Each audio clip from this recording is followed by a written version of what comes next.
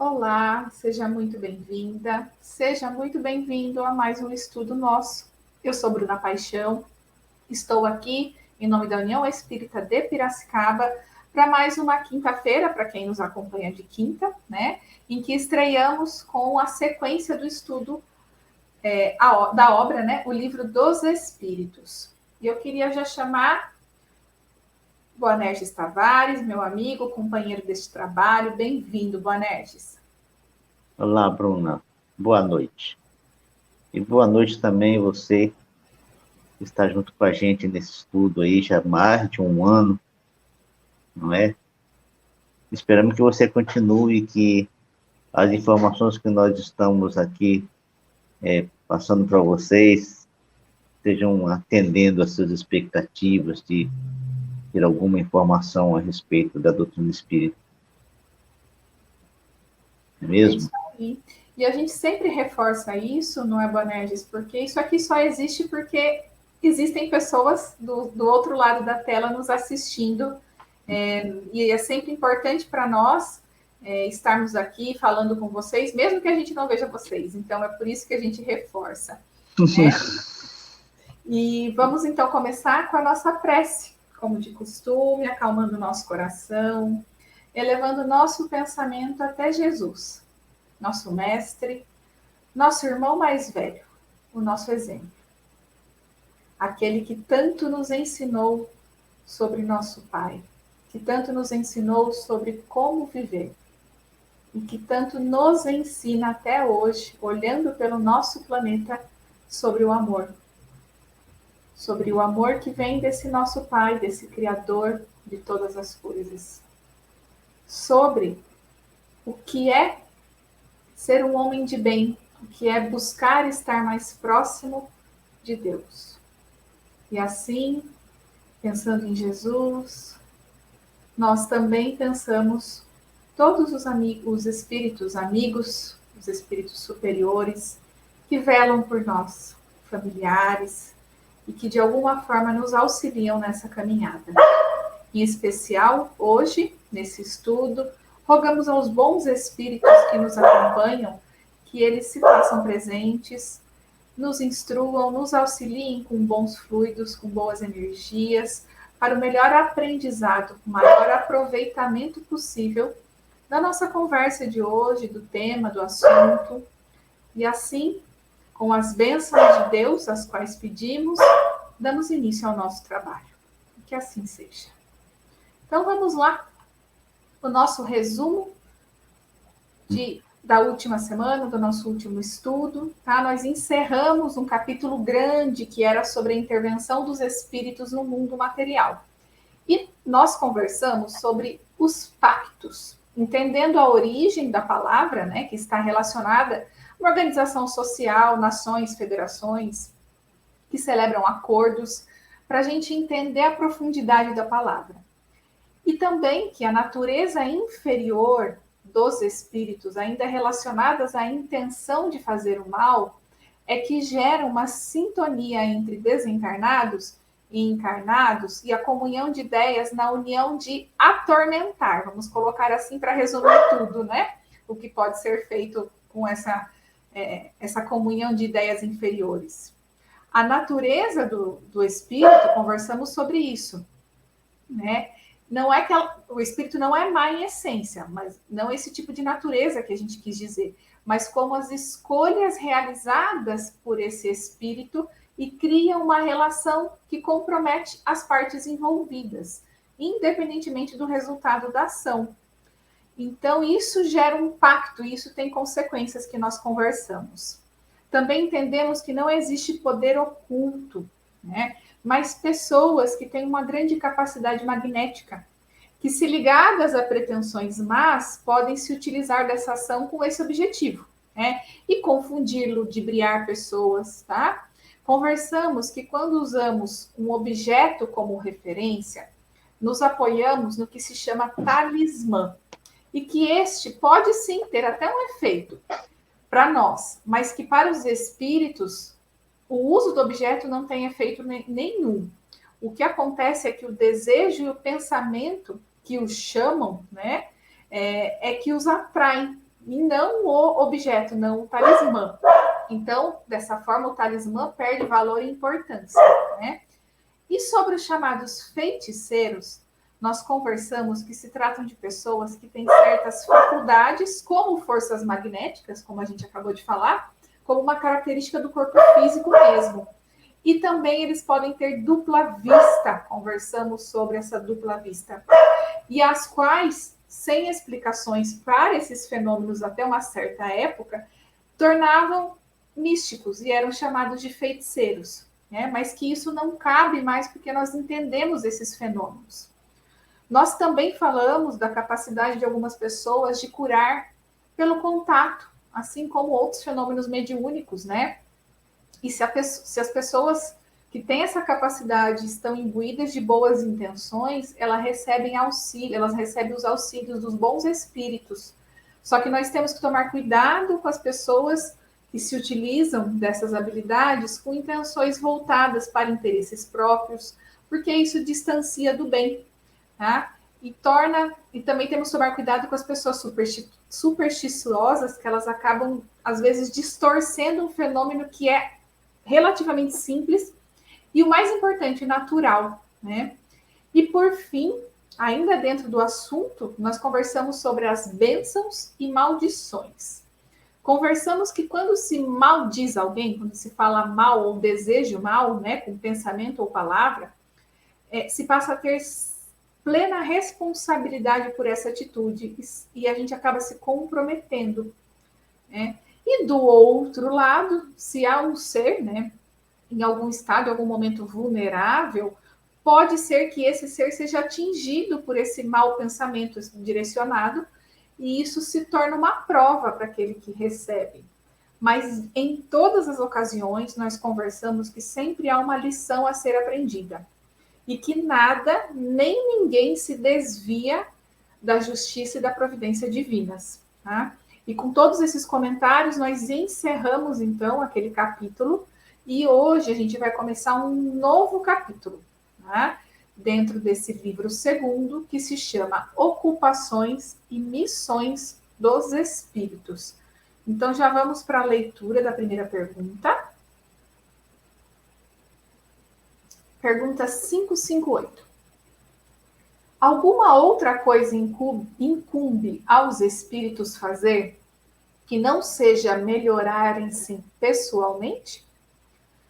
Concorrem para a harmonia do universo, executando as vontades de Deus, cujos ministros eles são. A vida espírita é uma ocupação contínua, mas que nada tem de penosa como a vida na Terra, porque não há fadiga corporal nem as angústias das necessidades. Boanerges? Essa questão, apesar dela ser curtinha, mas ela tem uma profundidade tão grande e ela traz para nós uma informação muito profunda que altera de forma substancial a esse pensamento que a humanidade tem a respeito do que acontece com nós após o nosso desencarne. Então, para isso, se faz necessário que a gente retorne um pouquinho ao início do nosso estudo, e nós vamos lá na questão 22A. Na questão 22A, Kardec pergunta aos espíritos: que definição podeis dar da matéria? E os espíritos respondem a Kardec: a matéria é o laço que prende o espírito, é um instrumento de que este se serve e sobre o qual, ao mesmo tempo, exerce a sua ação. Procuremos memorizar essa informação, porque ela vai ser interessantíssima para que a gente compreenda mais profundamente essa questão de que os espíritos concorrem para a harmonia do universo. Também vamos nos socorrer da questão 27, quando Kardec pergunta aos espíritos: há então dois elementos gerais no universo, a matéria e o espírito? E numa resposta relativamente longa, em que nós vamos ler apenas o trechinho que está diretamente ligado à nossa questão, eles dizem assim: Sim, e acima de tudo, Deus, o Criador, o Pai de todas as coisas. Deus, espírito e matéria, constitui o princípio de tudo o que existe, a Trindade universal. Veja só, é, depois nós vamos nos socorrer de um outro livro, que é o livro que André Luiz editou para o Chico, chamado Evolução em Dois Mundos. Por que nós vamos nos socorrer desta questão e deste livro? Porque ele nos traz uma informação interessantíssima, interessantíssima, que nos ajudará muito a compreender toda essa questão. Já no início do livro, tem um item em que André Luiz diz para nós uma coisa importantíssima. Ele diz assim, que há espíritos que fazem tarefas que ele chamou de criação, co-criação em plano maior. Co-criação em plano maior.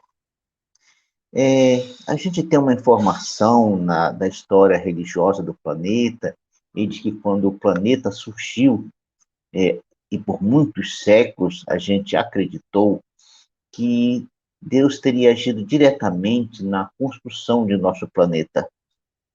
Mas depois, mais para frente, à medida que o tempo foi passando, que a humanidade foi adquirindo mais conhecimento, foi se percebendo que as coisas não aconteceram exatamente dessa forma, né? Aconteceu de uma forma diferente.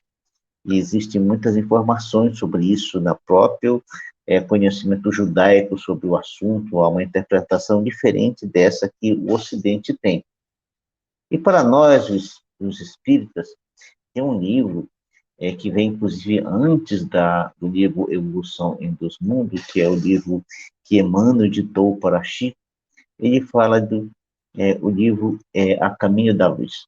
Nesse livro, ele reforça a ideia e essa informação de que aqueles espíritos que participaram diretamente da construção do planeta Terra, da formação do planeta Terra, sendo coordenado e dirigido por Jesus, que nós chamamos de o governador planetário, além de todos os outros títulos que a humanidade oferece para ele, dizendo que Jesus, junto com toda a sua equipe de espíritos superiores, foram responsáveis pela formação da Terra diante de uma determinação de Deus para esse grupo de espíritos liderados por Jesus. Tá certo? Então, quando nós olhamos para esta circunstância, tá certo? E vamos lá de novo no livro Evolução dos Mundos, tem uma frase que André Luiz cita, que é interessantíssimo para nós entendermos mais profundamente essa questão. Ele diz assim para nós, onde ele descreve essa criação em plano maior, né? Ele nos diz que, eu vou procurar ler aqui o trecho, para que eu não coloque o meu pensamento nessa questão. Mas ele diz assim, nessa substância original, ao influxo do próprio Senhor Supremo, operam as inteligências divinas, a ele agregadas em processo de comunhão indescritível. Os grandes devas da teoria hindu, ou os arcanjos da interpretação de variados exemplos religiosos, extraindo desse hálito espiritual os celeiros de energia com que constroem o sistema da imensidade em serviço de cocriação em pleno maior, de conformidade com os desígnios do Todo-Poderoso, deles agentes orientadores da criação excelsa. E mais para frente, eles dizem assim, essas inteligências gloriosas tornam o plasma divino e convertem-nos em habitações cósmicas de múltiplas expressões radiantes ou obscuras gaseificadas ou sólidas, obedecendo a lei predeterminadas, quais moradias que perduram por milênios e milênios, mas que se desgastam e se transformam por fim, uma vez que o Espírito Criador pode formar ou cocriar, mas só Deus é o Criador de toda a eternidade. Querendo nos dizer que todas as coisas materiais que nós vemos, esses sistemas que nós olhamos para o universo, vemos essas imensas constelações, os sistemas planetários, as galáxias, todas essas coisas são formadas pelos filhos de Deus. E são coisas que, com o tempo, se desgastam, e por isso elas têm vida, têm um período de vida.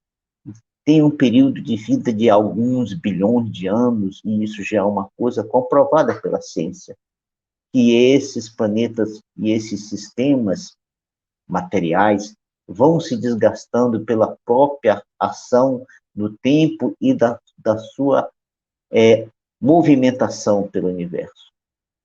Então, diante de todas essas coisas, nós ficamos com uma informação nova para nós, a nos dizer que todas as coisas materiais que são perecíveis são criações nossas e daqueles espíritos altamente evoluídos que são profundos conhecedores das leis de Deus e por isso são capazes de criar esses planetas como o nosso Senhor Jesus, os sistemas solares, as constelações e as galáxias. Mas, exatamente por serem criações dos filhos de Deus que agem sobre a matéria, elas têm vida relativamente curta. Mas que apenas aquela que é a criação de Deus que é imortal. E quais são as criações de Deus que são imortais? Nós, os seus filhos. Nós não perdemos o sinal. Você está me ouvindo, Bruna? Agora sim, só caiu Tá? rapidinho, tá? Saiu rapidinho. Então, veja só, diante de todas essas informações que a gente ficou sabendo depois da codificação, quase 100 anos depois que a codificação foi organizada por Kardec, ampliando para nós a ação dos espíritos no universo. Concorrem para a harmonia do universo, mantendo os sistemas planetários e a matéria que se desgasta dentro das leis criadas por Deus, para que a vida floresça em todos os cantos e os filhos de Deus possam assim viver as suas experiências e possam continuar no seu processo evolutivo. A ocupação permanente no mundo espiritual. O espírito não vive a ociosidade. Há proposta de trabalho para todos os seres em todos os instantes de sua vida. E essa ação, para nós, é interessante que eles dizem que nada é penosa como é a vida na Terra. E para nós tem uma certa dor, digamos assim, em função da natureza do nosso corpo, que exige de nós muito esforço para que a gente consiga cumprir todas as coisas que a vida material exige de nós. Nós precisamos trabalhar, nós precisamos estudar, nós precisamos conquistar recursos, e tudo isso nos desgasta. Chega no final do dia, tudo que nós queremos é descansar, relaxar, aliviar a pressão sobre nossas vidas, sobre nós mesmos, em função dessa luta que se torna diária e necessária para a manutenção de nossa vida. Mas enquanto fazemos isso, nós desenvolvemos a nossa inteligência e na relação com o outro, nós também desenvolvemos os nossos valores morais. Essa fadiga que acontece para nós, ela tem uma certa relatividade em relação ao mundo espiritual. E por que há essa certa relatividade? No livro Nosso Lar, e aí a gente vai citar isso para que a gente não fique com a ilusão de que quando um ser humano mediano desencarna, que a vida dele lá no mundo espiritual será uma vida assim, é, com essas características que a gente acabou de falar agora aqui. André Luiz, quando ditou esse livro para o Chico, tem um trecho do livro em que ele fala a respeito de um trabalho que ele começa a realizar, e ele fala do primeiro dia em que ele começa a realizar esse trabalho no nosso lar, num ambiente chamado Câmara de Retificação. Esse ambiente é um ambiente onde, na colônia, é recebido aqueles espíritos que acabaram de desencarnar e que têm condições de ser atendidos naquele ambiente. André Luiz fala que quando começou a atividade naquele primeiro dia, ele trabalhou horas a fio. E no final do dia, um dos espíritos responsáveis por aquele trabalho o chama e fala para ele que ele precisava ir descansar, porque ele tinha cumprido com as horas pré-determinada por aquele espírito que governava o planeta, e que, infelizmente, ele não fala para nós o nome desse espírito, ele só diz o governador da cidade, né? E, e ele tenta argumentar com ela, falando que ele ainda tinha condições para continuar, mas ela diz não. Aqui tem uma determinação do nosso governador planetário, que todos nós, nosso governador da colônia, que todos nós temos um tempo de trabalho e depois precisamos descansar. Opa, pois é. Os espíritos medianos que não alcançaram um grau tão alto de evolução, em que seus espíritos ainda são relativamente densos, precisam descansar também. Exatamente devido a essa densidade do espírito. E ela traz uma informação para nós, fabulosa. Ela nos diz assim: em nosso lar, somente o governador não descansa. Olha só, o governador da colônia, ele é assessorado por uma série de ministros, se não me engano, 72 ministros, em que composto em 12 ministérios. Cada ministério tem 6 ministros, e não há conflito entre eles. Né? Existe perfeita harmonia entre esses ministros na condução de cada ministério. E essa informação que ela nos disse, que somente o governador não tinha descanso, é uma indicação clara para nós de que nós, espíritos medianos como são, quando estivermos no mundo espiritual, ainda teremos algumas necessidades materiais em função da limitação do nosso desenvolvimento intelectual e de nosso desenvolvimento moral. É importante notar nessa informação que os espíritos trazem para Kardec, e depois foram reforçados por esses 3 livros que nós citamos, que tudo depende da forma como nós vivemos no planeta. Se levamos uma vida mediana no planeta, lá no mundo espiritual também teremos uma vida mediana. Se nós nos esforçarmos aqui ao máximo para nos desprender da matéria, também lá teremos uma vida mais desprendida da matéria. Se, ao contrário, aqui nos entregarmos aos vícios, a uma série de ações, e inclusive nos aliarmos ao mal, a nossa vida lá será ainda mais complicada, porque teremos um espírito mais denso e com necessidades mais parecidas com as necessidades dos homens. Né, Bruna? Bonés, enquanto você falava, me veio muito à cabeça a questão, essa questão do trabalho, né, que eles falam, da ocupação, da harmonia do universo, veio essa questão da fadiga, tá? E você colocou ela muito bem. Eu só queria usar um exemplo para a gente fechar mesmo essa ideia. É como o nosso processo aqui de aprendizado na Terra, não é nada diferente, né? Então, assim, quando a gente aprende algo novo, qualquer coisa que seja, vamos lembrar da nossa infância ou de alguma coisa nova que a gente esteja aprendendo por hoje, né? E a gente tem muita dificuldade no começo, e é natural que assim seja. Mas conforme a gente vai caminhando, a gente vai aprendendo, a gente vai sabendo lidar com as situações, tá? A energia que a gente gasta para fazer é muito menor, porque ela já é mais voltada, ela já é mais controlada. Eu costumo falar que a gente otimiza, ou pelo menos a gente teria que utilizar a energia, né, Boanerges?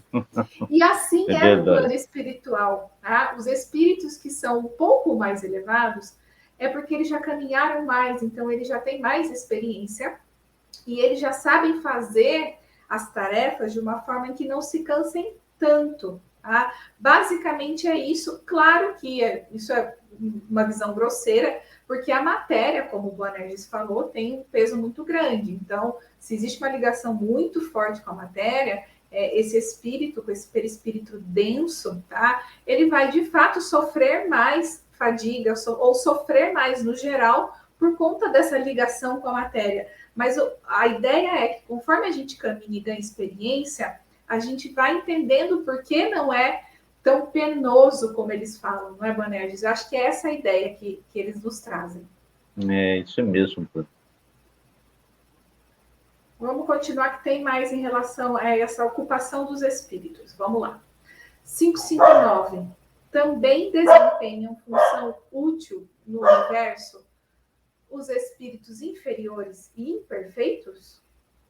Todos têm deveres a cumprir.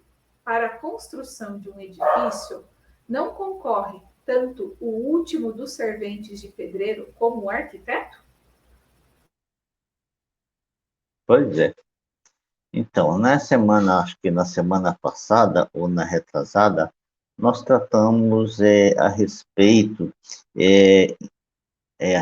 de algumas situações no planeta em que nós, por exemplo, temos a ação das bactérias sobre os resíduos metálicos, normalmente das lavas do vulcão, para dar um exemplo de que até os seres mais simples da natureza, eles têm tarefas específicas adequadas ao seu estado evolutivo, à sua capacidade de realização, sendo úteis para, para nós também, né?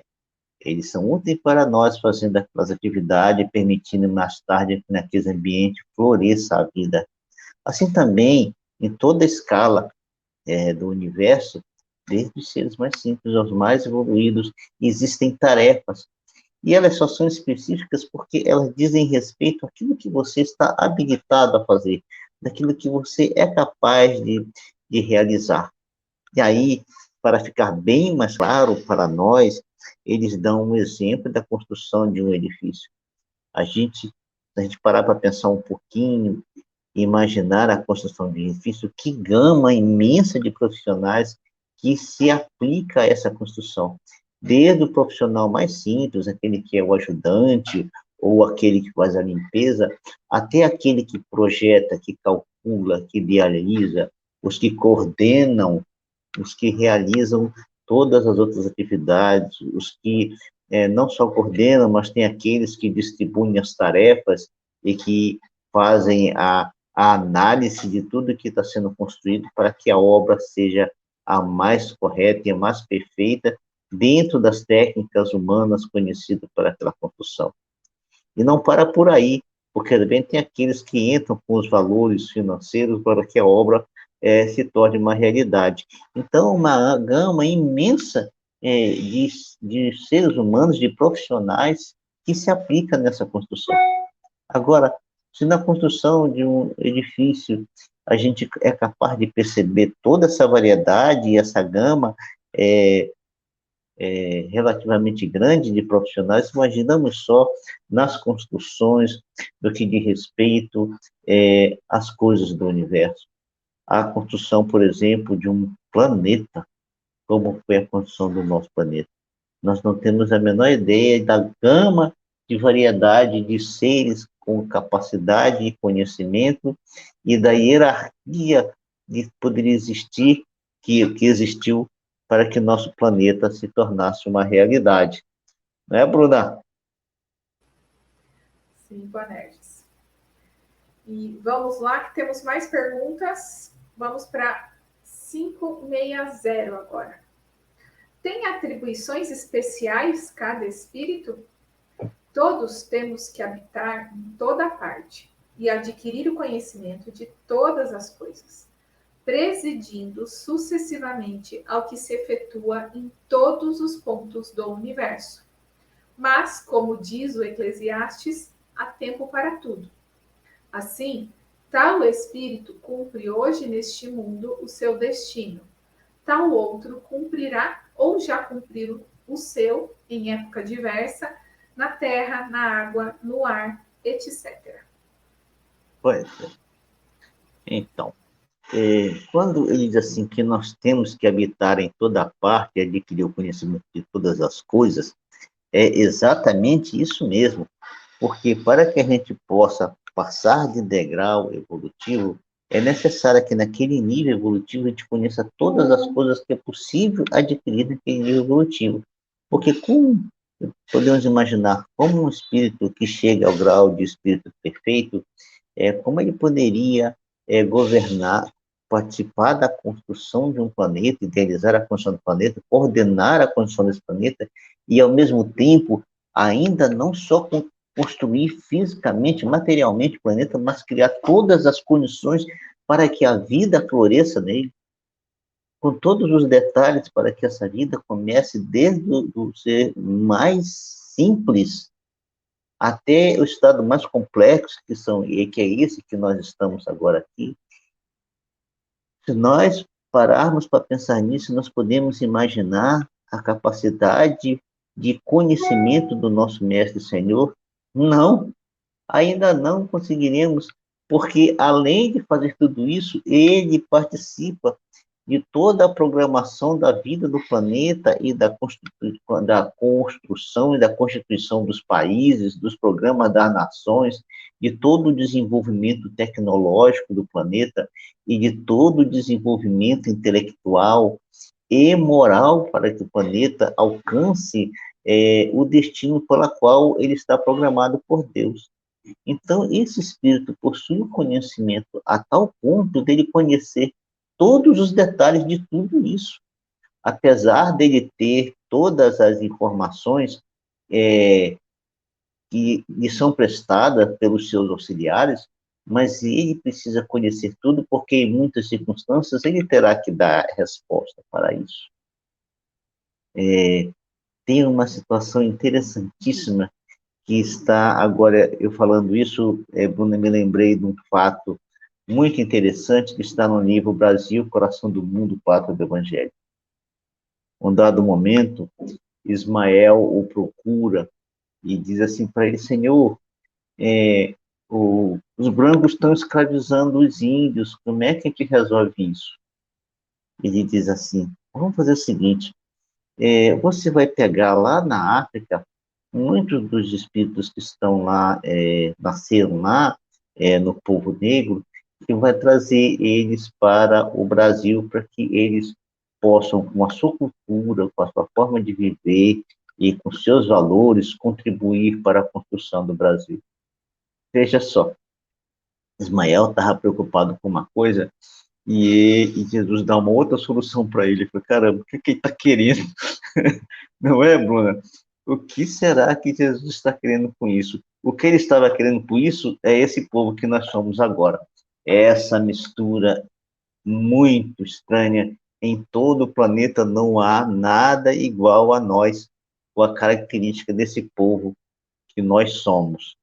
Então, quando eles dizem que tudo há tempo, e para tudo há tempo, em função do nosso processo evolutivo, para tudo há um tempo, para que a gente consiga alcançar os valores adequados em cada estágio que temos que viver. Né? A gente, quando falou nas semanas que se passaram a respeito das ações dos espíritos na natureza, a gente falou que eles podiam agir nas questões da chuva, do calor, e outras coisas, outros fenômenos da natureza que acontecem, né, em nosso planeta. E aí ele reforça aqui dizendo que alguns agem na terra no momento adequado, outros agem no ar e outros agem sobre a água. Quer dizer, dizendo para nós que existe realmente uma gama de ações e de aprendizado que nós temos que passar em todas as circunstâncias de conhecimento que o planeta nos oferece. É muito legal isso. É muito interessante para aquele que tem esse, já desenvolveu em si essa capacidade de querer aprender, aprender e aprender. Bruna. Boanerges, essa passagem de Eclesiastes, ela é bem conhecida até, né? Eu só queria reforçar que ele fala assim, ó, tudo tem seu tempo determinado e há tempo para todo propósito debaixo do céu. Há tempo de nascer e tempo de morrer, tempo de plantar e tempo de colher o que se plantou, tempo de derribar e tempo de edificar, tempo de chorar, tempo de rir, e por aí ele vai, né? E por que eu estou chamando a atenção para essa passagem? Só para a gente fazer um link com esse nosso Deus, esse nosso Pai Criador que a gente fala, né? Que é justiça, amor e caridade, né?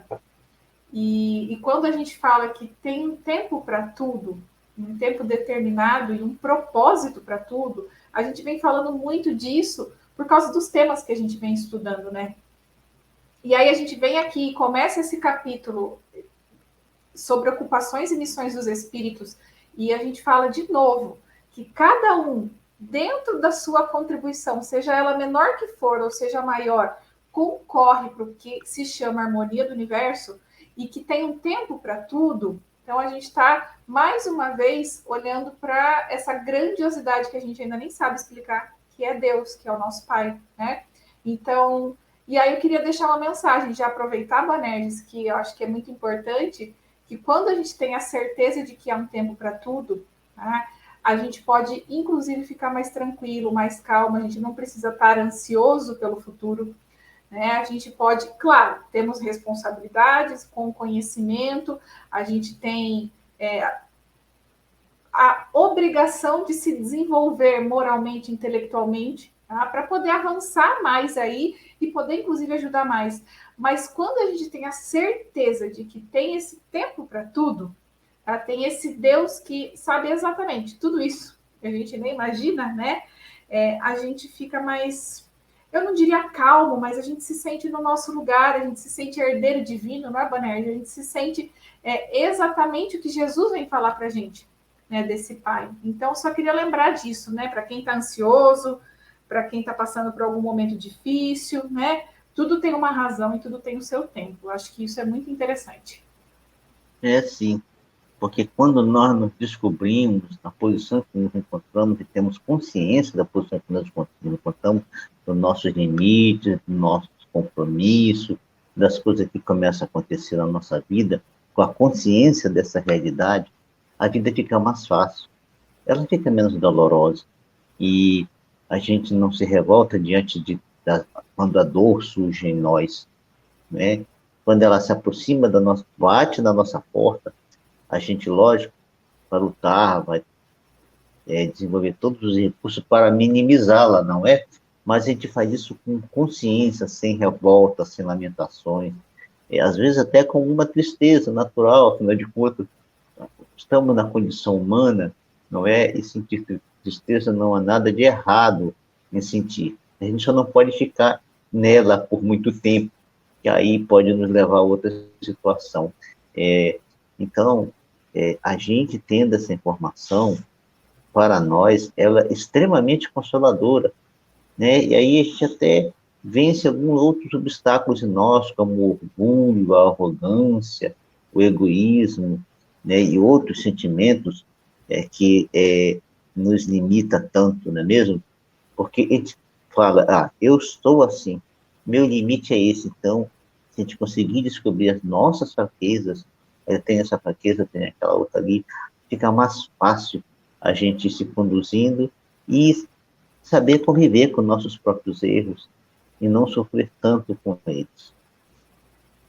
Mas é isso aí, Boanerges, fica mais leve, né? A gente começa a entender o nosso processo e entender que a gente faz parte de um processo maior, né? E é exatamente isso que nos consola, né? Então, vamos continuar. Tem mais perguntas hoje. 561. São permanentes para cada um e estão nas atribuições exclusivas de certas classes as funções que os espíritos desempenham na ordem das coisas? Resposta: todos têm que percorrer os diferentes graus da escala para se aperfeiçoarem. Deus, que é justo, não poderia ter dado a uns a ciência sem trabalho, destinando outros a só a adquirirem com esforço. Comentário de Kardec.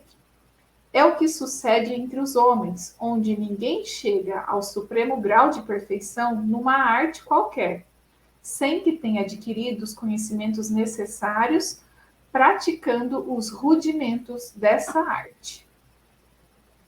Pois é.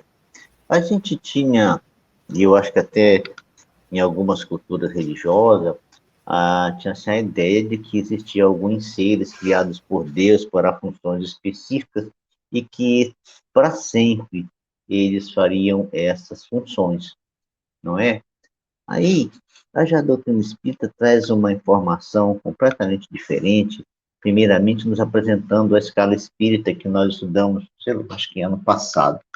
Tanto tempo faz que eu nem lembro há quanto tempo que a gente estudou a escala espírita, né, Bruna? E na escala espírita, demonstrando para nós, reforçando esse conhecimento, essa informação de que nós temos que passar por todas as fases e que não existem seres que Deus tenha criado especificamente com uma única função no universo. Todos aqueles que já alcançaram graus muito elevados, evolutivos, já passaram pelos estágios que nós vivemos, outros em algum mundo por aí que talvez nem exista mais, não é? E eles passaram por esses mundos e desenvolveram os seus trabalhos, seus aprendizados, para que tornassem hábeis o suficiente para que realizassem certas tarefas. A gente, por exemplo, fala dos anjos, né? Um espírito, para ser um estado, chegar ao estágio de anjo, ele necessita realizar uma grande atividade, um grande trabalho. A gente pode dar, por exemplo, uma informação que a gente já falou até no passado aqui, o caso de Ismael, que é o anjo guardião do Brasil. Ismael foi o primeiro filho de Abrão. Na época ainda era Abrão, depois disso que ele vira Abraão, né? Então, veja só, isso deve ter acontecido algo assim em torno de 1.800 anos atrás. Não, exatamente, não, 1.800 anos atrás, não. 3.800 anos atrás que deve ter acontecido isso. A gente de lá para cá não tem mais nenhuma notícia de Ismael. A gente só ouviu falar de Ismael agora, né, com o surgimento da doutrina espírita no planeta, nos informando que Ismael é o anjo guardião do Brasil, e essa informação veio do livro Brasil, Coração do Mundo, Pátria do Evangelho. Não é mesmo, Bruna? Demonstrando para nós que tudo que a gente conquista na vida é com esforço, com trabalho, né? Como também acontece aqui entre nós, não é isso? Para que a gente possa conquistar grandes capacidades de realização no planeta, a gente precisa de muito esforço, muito estudo, né? Muito aprendizado, até que a gente um dia consiga chegar ao ponto, né, de bastante conhecimento e de realizar coisas de maior capacidade intelectual que outras pessoas que não conseguiram avançar tanto assim. E Kardec nos dá esse exemplo fantástico, né? Falando que para que algum ser humano chegue a ter a grande capacidade de realizar uma tarefa qualquer, ele tem que passar por vários estágios de aprendizado até que ele consiga chegar ao nível máximo de conhecimento que a humanidade possui a respeito daquele assunto. E tem sido assim, né? A gente tem verificado isso, né? Os grandes médicos, engenheiros, cientistas passaram por todas essas fases de aprendizado até que um dia eles se tornassem esses homens expoentes do conhecimento humano. Não é mesmo, Bruna? É sim, Boanerges. Você me escuta? Acho que a gente está com algum problema técnico. É melhor você sair. Eu não te ouço. E eu vou sair. E volto. Tá. Eu coloquei a escala espírita, então, para vocês se lembrarem, né? A gente falou sim dela ano passado, quando a gente estudou as perguntas 101 a 113 do livro dos Espíritos. Quando Boanerges retorna, eu vou aqui colocar de volta a nossa apresentação para a gente continuar daqui a pouco a leitura. O Boanerges já voltou. Está me escutando agora? Hoje a minha conexão não está muito estável. Eu não sei se é porque esse tempo que está se formando aqui, com bastante vento, que esteja acontecendo isso, mas vamos lá. Acontece. Eu tinha colocado a escala espírita, isso que eu estava falando para eles enquanto você falava, que você se lembrou dela. A gente estudou nas perguntas 101 a 113 do Livro dos Espíritos. Tá? Então, vamos continuar a leitura aqui na sequência. 562. Já não tendo o que adquirir, os espíritos da ordem mais elevada se acham em repouso absoluto ou também lhes tocam ocupações? Que quererias que fizessem na eternidade? A ociosidade eterna seria um eterno suplício. Pergunta A. De que natureza são as suas ocupações? Receber diretamente as ordens de Deus, transmiti-las ao universo inteiro e velar por que sejam cumpridas. Pois é. Aqui se está se falando dos espíritos que alcançaram o grau de perfeição que para nós consideramos um grau de perfeição absoluta, mas a gente sabe que o espírito sempre terá algo para aprender novo, sempre terá novos desafios em sua vida para que ele continue no seu processo de crescimento. Até um dia desse, ouvindo o Haroldo falar, ele diz assim, o espírito ele tem uma tarefa muito grande para sair do seu estado mais primitivo, né, a hora que ele adquire livre-arbítrio, né, até que ele se transforme no espírito perfeito. Mas, na realidade, aí, a partir daí que começa o verdadeiro desafio de aprendizado do espírito, porque agora ele era apenas um espírito imperfeito que estava procurando adquirir conhecimento e superar a si mesmo. Mas a partir desse momento em que ele não tem mais que superar a si mesmo, ele vai começar a adquirir conhecimentos de um nível muito superior a que a gente possa imaginar. Porque aí ele vai, a partir desse momento, aprender a construir planetas. E depois ele vai aprender a construir sistemas planetários. E depois ele vai aprender a construir constelações. E assim em diante. Mas tem uma coisa interessantíssima que eles nos dizem, que vem mudar completamente um pensamento que nós temos a respeito da ociosidade quando desencarnamos, e até essa informação que diz que nós ficamos na contemplação de Deus. Contemplação tocando harpa, eterna. Boanerges. Hein? Ficamos tocando harpa. Ficamos tocando harpa na contemplação permanente de Deus. Logicamente não são exatamente essas palavras, mas só para trazer a ideia para nós.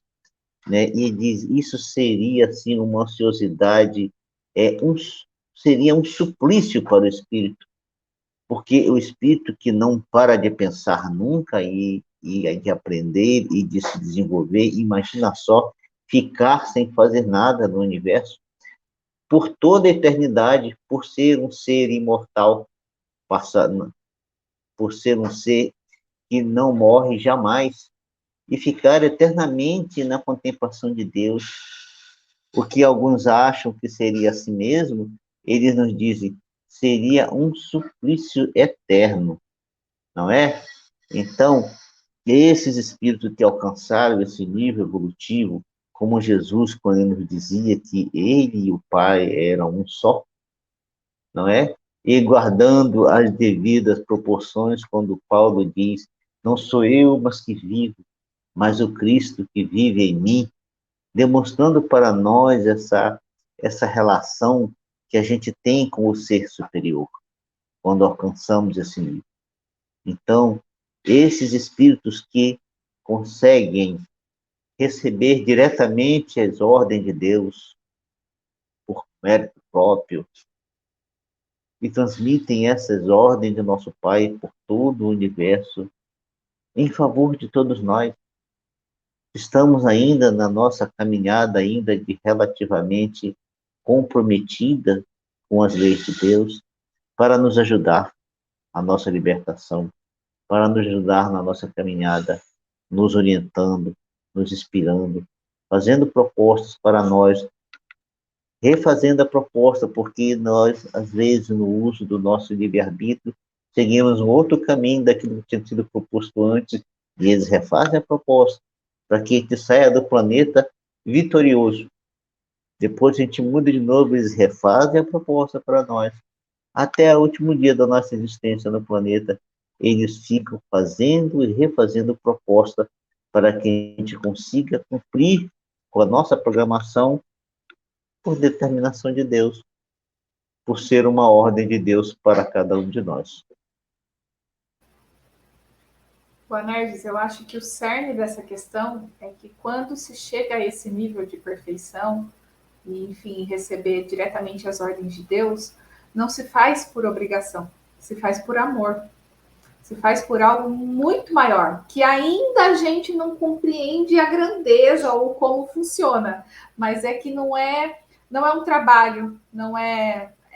Eu acho que o termo que o Kardec usou talvez seja o melhor mesmo: ocupação e missão dos espíritos. Não é trabalho, não é obrigação, é simplesmente eles fazem parte integrante, assim como nós, indissociável de algo muito maior dentro dessa criação divina, e eles vão concorrer para que todos um dia cheguem a essa comunhão com Deus. Eu acho que isso para entender a harmonia, para a gente entender isso, é que tudo é por amor, tudo é por esse Deus mesmo, né?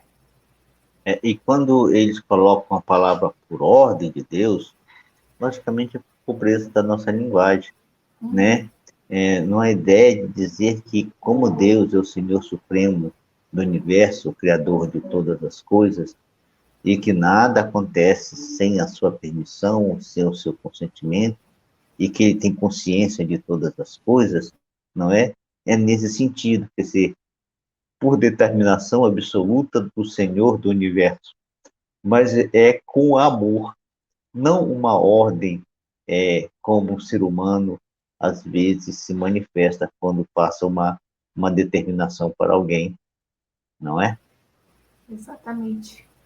Temos mais duas perguntas hoje. Vamos lá. 563.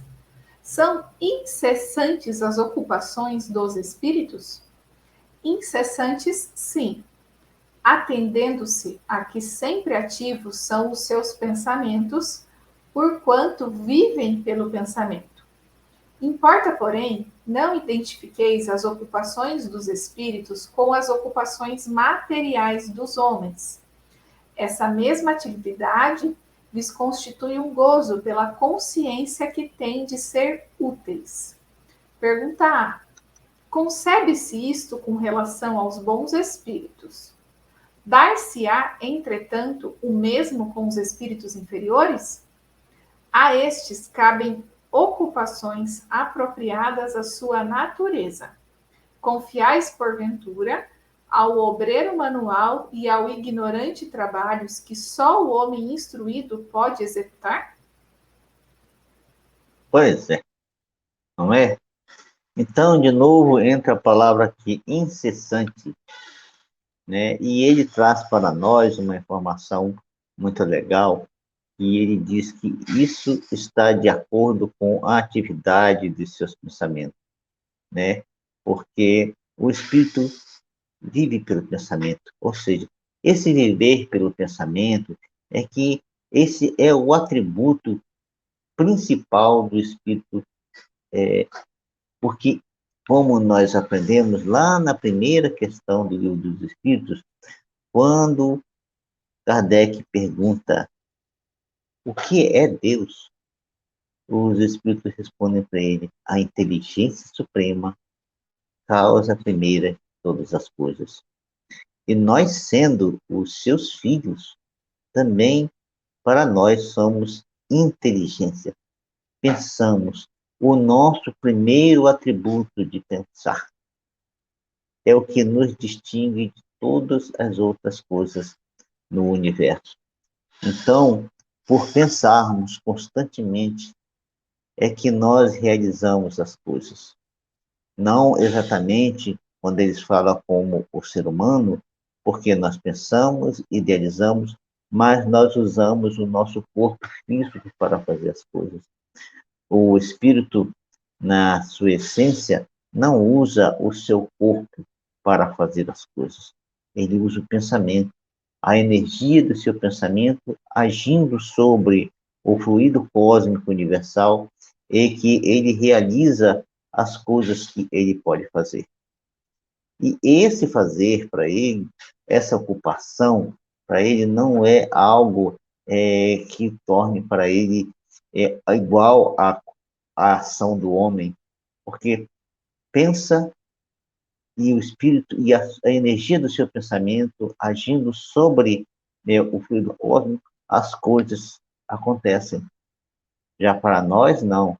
Nós precisamos ter uma certa ação material para que isso se torne uma realidade. Por isso que ele fala que para o espírito constitui um gozo. Um gozo por quê?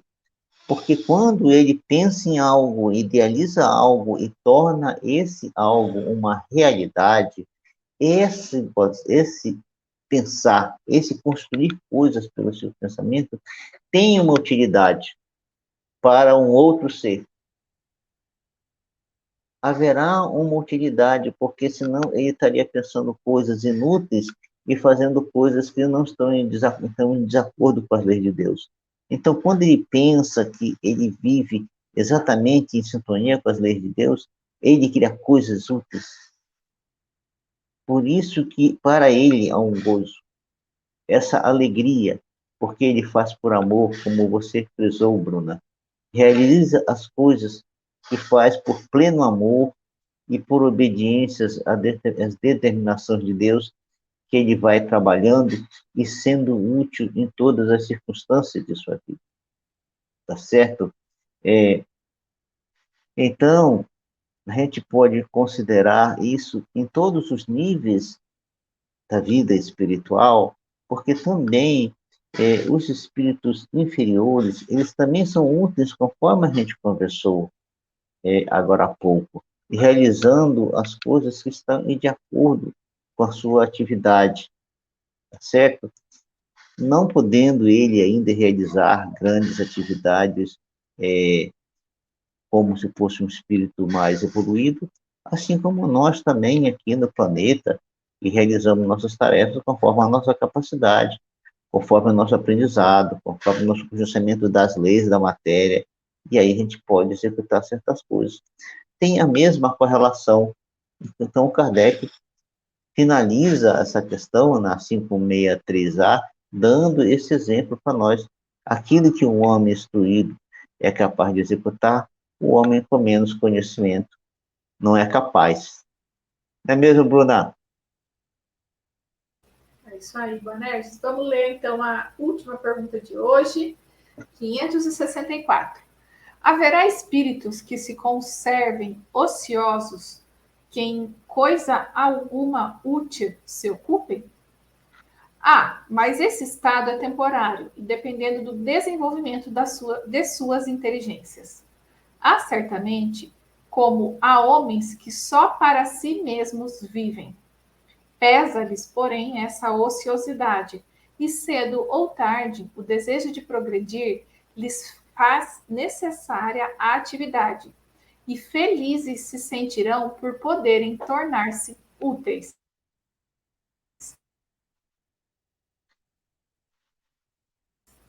Referindo de terem consciência de si mesmos e do seu livre-arbítrio, porquanto, em sua origem, todos são quais crianças que acabam de nascer e que obram mais por instinto do que por vontade expressa.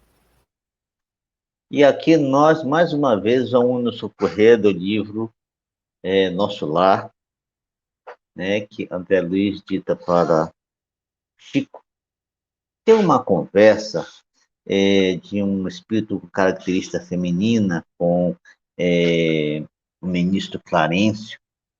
Exatamente essa conversa acontece quando André Luiz já se sente recuperado da doença que provocou seu desencarne, e ele começa a sentir necessidade de trabalho. Veja só como não há ociosidade no mundo espiritual.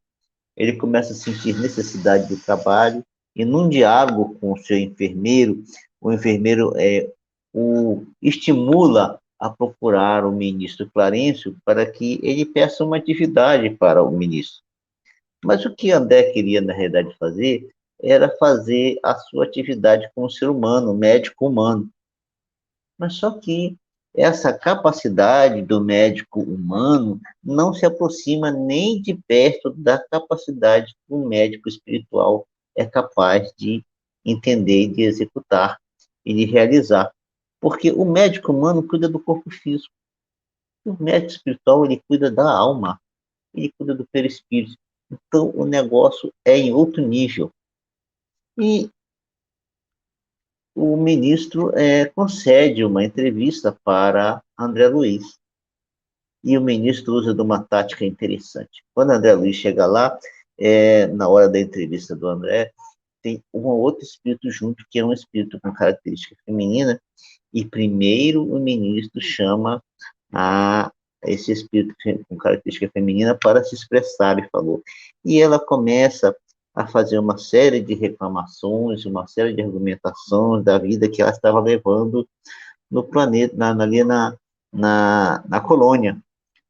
Em um dado momento, o ministro falou assim: veja só, minha amiga, você deve estar já aqui entre nós com algo, se eu não me engano, em torno de 8 anos, e o que é que você ofereceu para a colônia?